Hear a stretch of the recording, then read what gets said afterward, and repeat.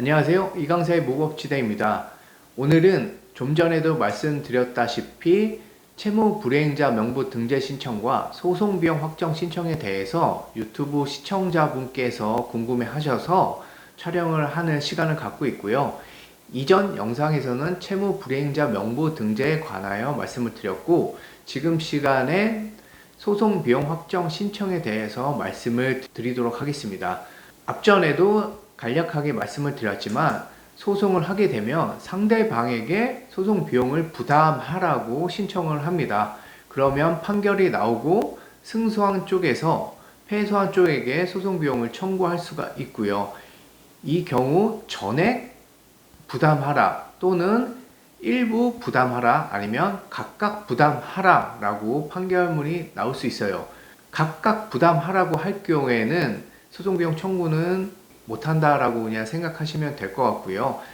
비율로 60%는 원고가 부담하라, 40%는 피고가 부담하라 이렇게 나올 수도 있어요. 그럴 경우 계산한 금액에 대해서 비율로 기재를 해서 제출하시면 되는 거고, 전액 피고가 부담하라, 전액 원고가 부담하라 라고 할 경우에는 상대방에게 전액 청구를 합니다. 계산 상식에 따라서 그대로 청구를 하시면 되고요. 제가 말로 지금 설명을 드린 내용이 이해가 안 되실 수 있을 텐데 바로 신청서를 보시면 이해가 되실 겁니다. 지금부터 관련 법규와 신청서를 어떻게 작성하는지에 대해서 말씀을 드리도록 하겠습니다. 같이 보시죠. 네이버에 찾기 쉬운 생활 법령이라고 검색을 하시고 상단을 클릭하시고 찾기 쉬운 생활 법령 정보라고 나오죠. 이 검색 창에다가 궁금하신 거를 입력을 해보시면 쉽고 좋은 내용들을 확인을 하실 수가 있습니다. 저도 법학과가 아니어서 처음에 일을 할 때도 그렇고 지금도 많이 활용을 하고 있어요. 여기에 소송 비용액이라고 검색을 해볼게요. 소송 비용액. 이렇게 화면이 나오고 소송 비용 상정 방법이라고 나오죠. 이걸 클릭을 해보면 어떻게 해서 소송 비용액을 부담하는지 나옵니다. 하나씩 살펴보도록 할게요. 많은 분들이 이런 생각 많이 하실 겁니다. 문의를 해보니 패소를 하면 상대방의 변호사 비용까지 전부 부담한다고 하는데 사실인가요? 일부는 맞고 일부는 틀리죠. 답변이 패소를 하면 승소자의 소송비용도 부담을 합니다. 소송비용에는 인지, 송달, 감정, 증인, 변호사 비용이 포함되고요. 그러나 라고 되어 있죠. 상대방의 변호사 비용 전부를 부담하는 건 아니고 변호사 보수 소송비용 산입에 관한 규칙에 따라 산정된 금액만을 부담하면 됩니다. 라고 되어 있습니다. 클릭을 해볼게요. 이렇게 음영 처리가 되어 있는 건 다 그 화면으로 이동을 할 수 있습니다. 클릭을 하시면 이 규정에 따라서 변호사 비용을 받을 수도 있고 주기도 해야 되는 겁니다. 굉장히 중요한 내용인데요. 변호사 보수의 소송비용 산입에 관한 규칙이라고 되어 있고요. 소송비용액의 확정 결정 신청을 할 수 있는 사건에 적용을 합니다. 산입할 보수의 기준은 당사자가 보수계약에 의하여 지급할 보수의 범위 내에서 신급 단위로 소송 목적의 값에 따라 별표 기준에 의하여 산정한다. 가압류 가처분 신청 사건에 있어서는 지급보수 범위 내에서 2분의 1로 한다. 다만 가압류 가처분은 변론, 신문을 거친 경우에 하나한다 라고 되어 있습니다. 별표를 눌러볼게요. 별표를 누르면 이렇게 변호사 보수 산입에 관한 규칙이 나옵니다. 300만원까지는 30만원, 300만원 초과해서 2천만원까지는 10%, 2천만원 초과 5천만 원까지는 8%에서 이렇게 산식들이 나와요. 간단하게 소가가 5천만 원이었으면 소송 비용은 440만 원을 받는 겁니다. 마찬가지로 1억이면 소가가 1억일 경우에는 740만 원을 받을 수 있는 거고요. 제가 블로그에도 올려놨으니까요. 살펴보시면 되고 그 값과 1억을 가정할게요. 1억일 경우에는 740만 원입니다. 740만 원과 내가 우리 변호사에게 지급한 돈 둘 중에 적은 금액을 상대방에게 청구할 수가 있는 겁니다. 나는 우리 변호사에게 500만 원을 줬는데 소송 비용액은 740만 원이죠. 그러면 나는 상대방에게 500만 원을 청구할 수 있는 겁니다. 그러니 소송 비용액을 감안을 해서 변호사 보수도 정해지겠죠. 내가 500만 원을 주고 소송을 했는데 상대방에게 740만 원을 받을 수 있다고 하면 나는 오히려 240만 원 이득이 되잖아요. 그런데 실질적으로는 변호사 보수는 착수금과 성공보수로 되어 있기 때문에 내가 내 돈은 하나도 들이지 않고 소송을 하는 경우는 잘 있지는 않고요. 없는 것도 아니지만 잘 있지는 않고 이 변호사 보수를 감안을 해서 착수금도 어느 정도 산정을 하게 됩니다. 그러니 이 점을 참고 하시면 좋고, 저 변호사 보수를 판결을 통해서 전액 상대방이 부담하라라고 하더라도 상대방에게 재산이 있어야지 의미가 있는 겁니다. 판결도 이기고 소송 비용액도 100% 상대방이 부담하라라고 했는데 상대방은 재산이 한 푼도 없는 사람이에요. 그럼 종이 쪼가리죠. 집행문이 있으면 뭐합니까? 상대방에게 강제로 가져올 수가 없는데, 그러니 이런 경우에는 10억짜리 소송을 해서 상대방에게 소송 비용액으로 2천만 원 이상 받을 수 있으니 당신도 소송 비용을 처음에 착수금으로 2천만 원을 줘야 한다 라고 할 경우에는 그게 좀 의미가 없을 수도 있어요. 상대방의 재산이 있을 경우에는 얘기가 달라지지만 이기면 뭐예요? 받을 수가 없는데, 그런 경우에는 차라리 그냥 셀프 소송을 하시거나 저렴한 비용으로 사건을 진행하시는 게 낫다고 봅니다.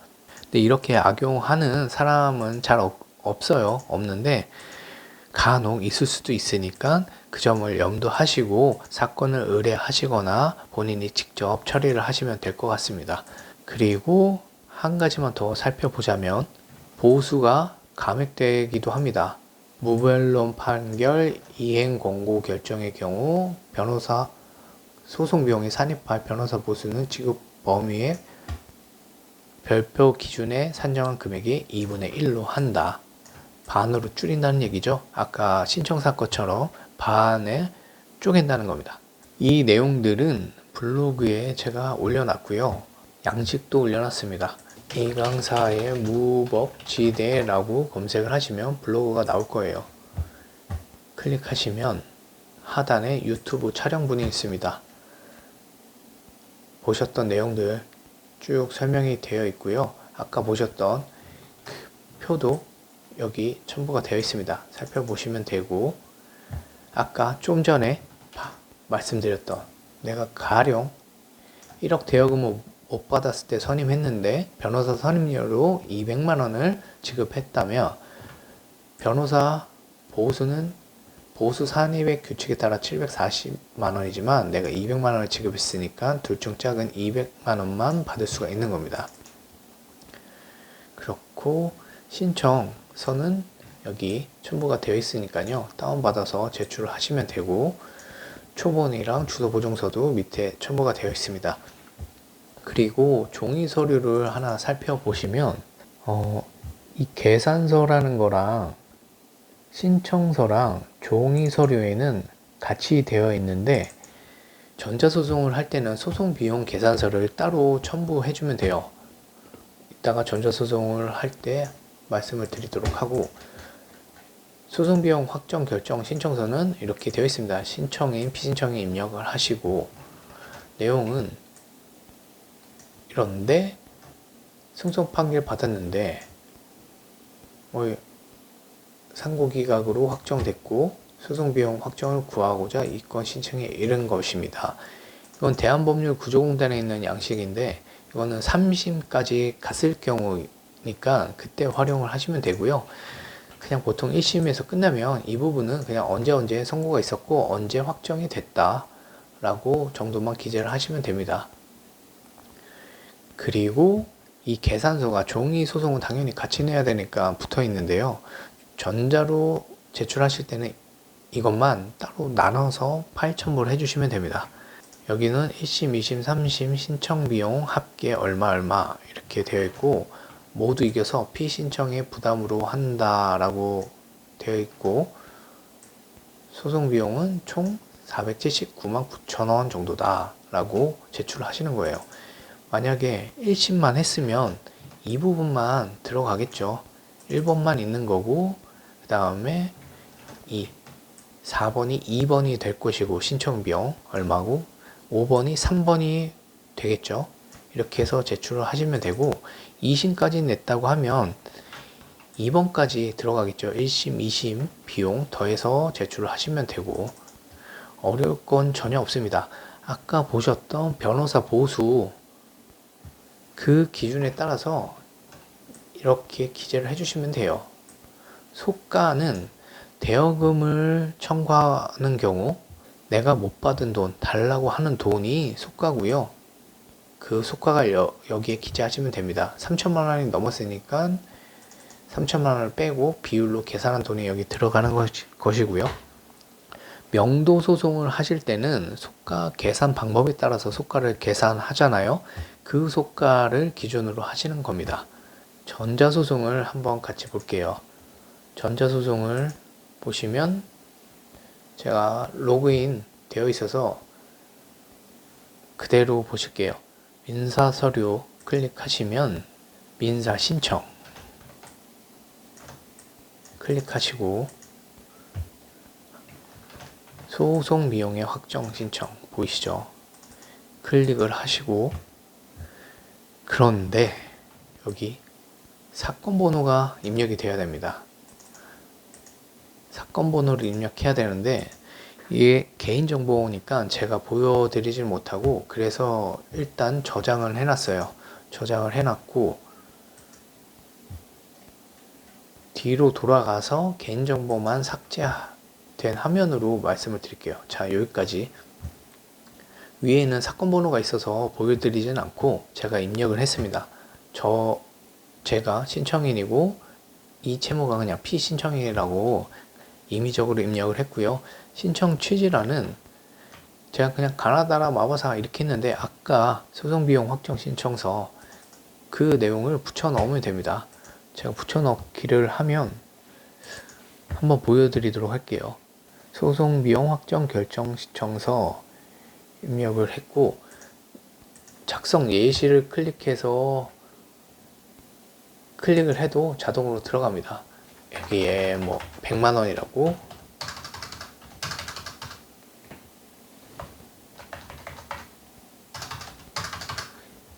입력을 하면 되고 신청 원인도 복사해서 붙여넣고